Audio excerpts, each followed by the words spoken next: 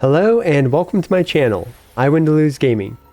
Today I've got a real treat for you guys as we get to take a quick little exclusive sneak peek at the upcoming Waifu Collector as well as some Husbando Collector mobile game Higan Eruthyll. I was invited to try Higan Eruthyll for the limited beta in December.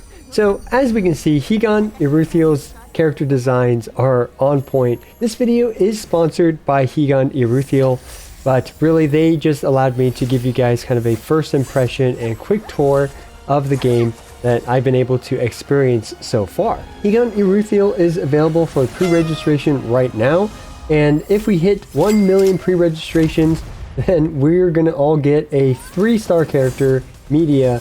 So do be sure to pre-register down in the link below in order to be notified of when this game will be available.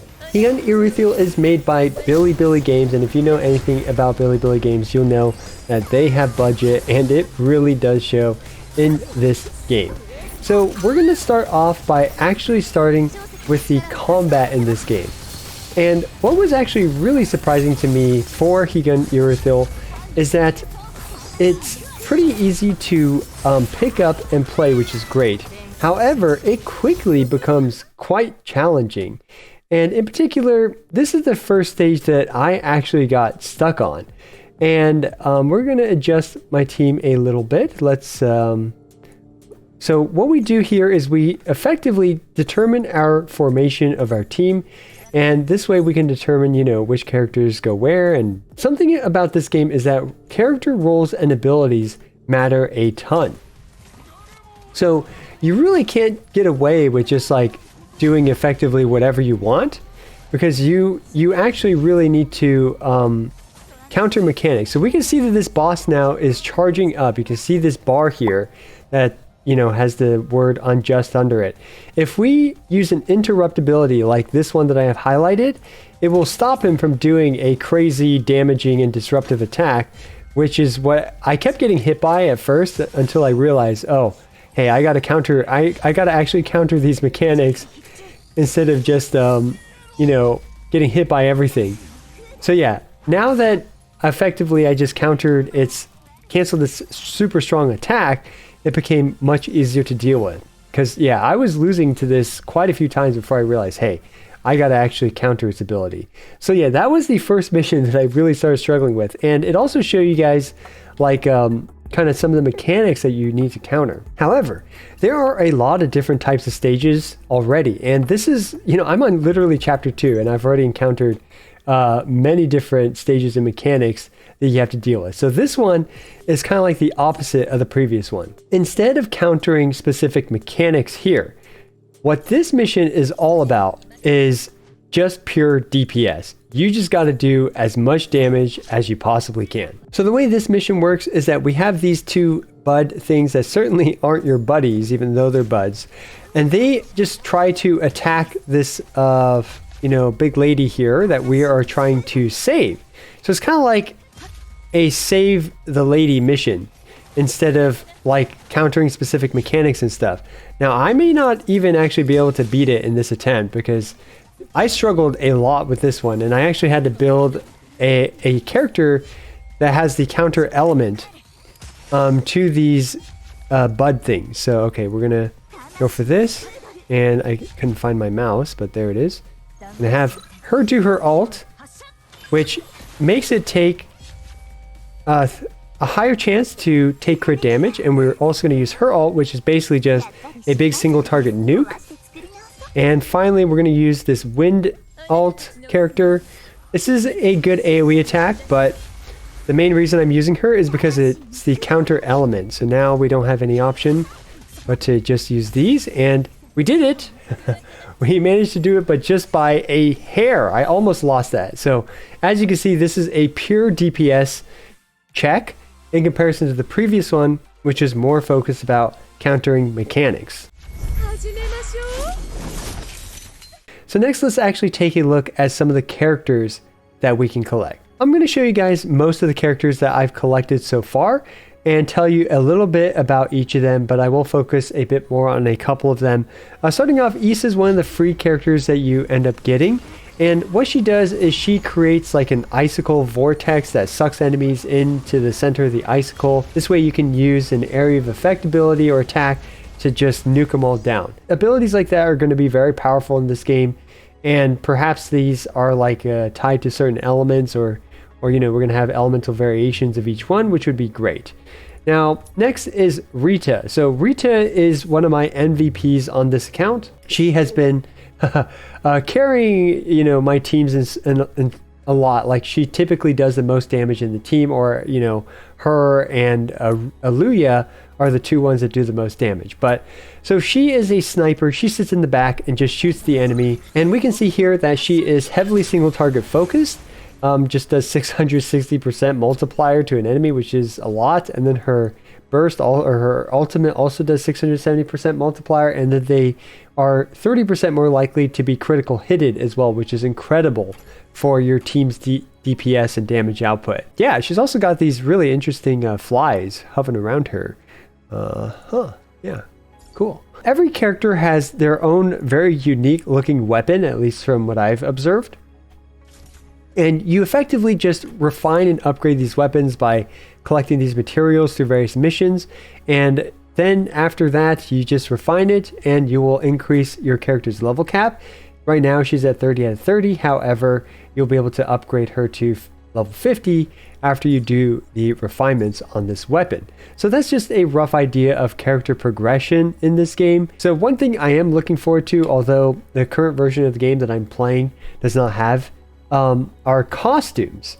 I can't wait to see what kind of costumes we get for these characters, because I'm sure they're going to come out with some great ones given the already awesome default costumes that some of these characters have.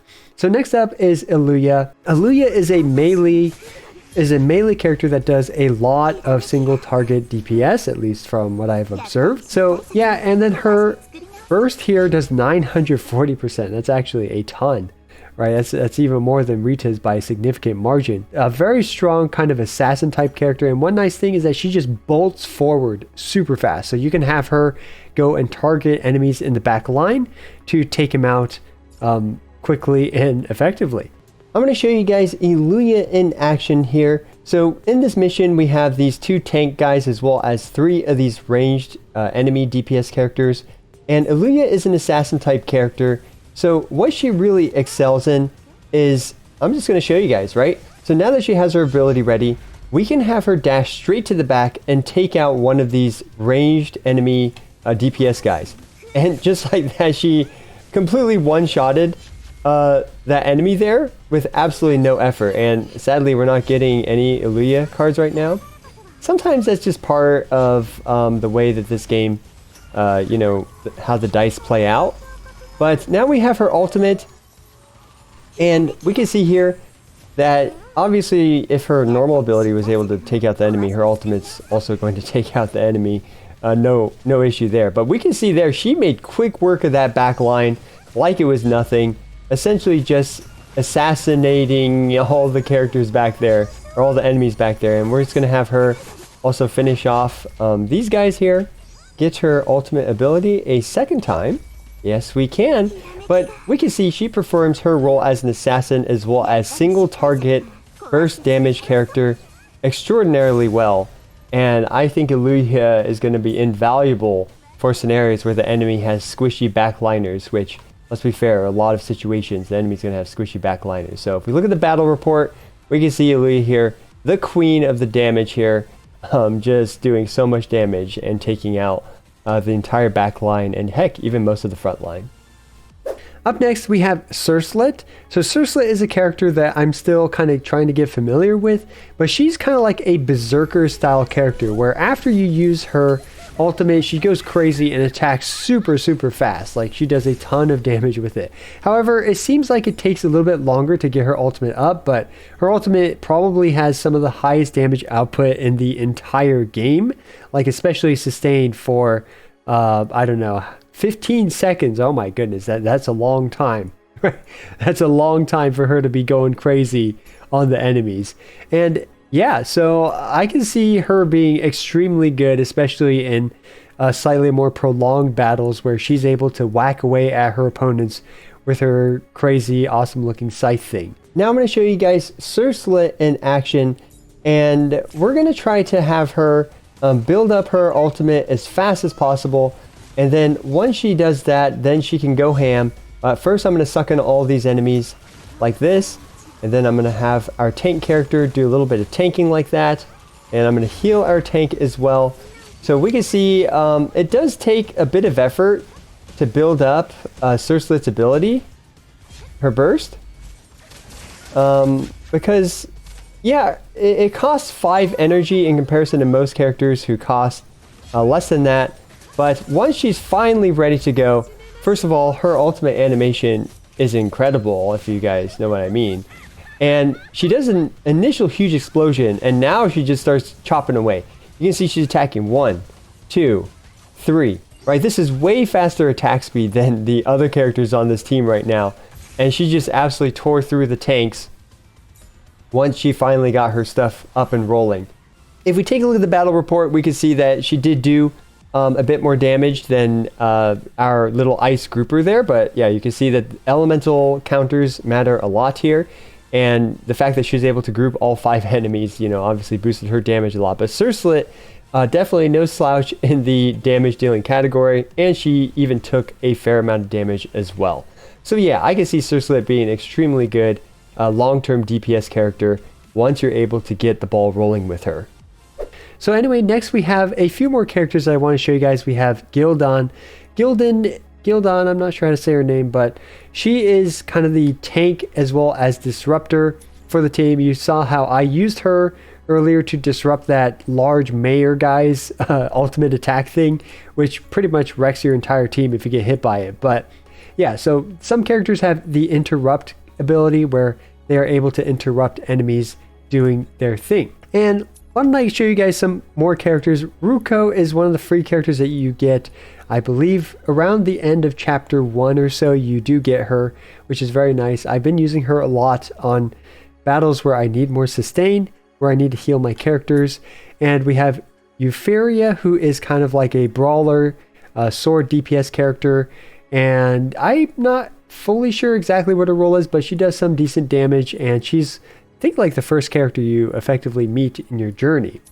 Next we have Chlor. She's the staple Ada character, and she seems to be a bit more mature than the others, but she's a mage type with a very large wind hitbox. And yeah, so Higan Eruthyll is available for pre-registration right now.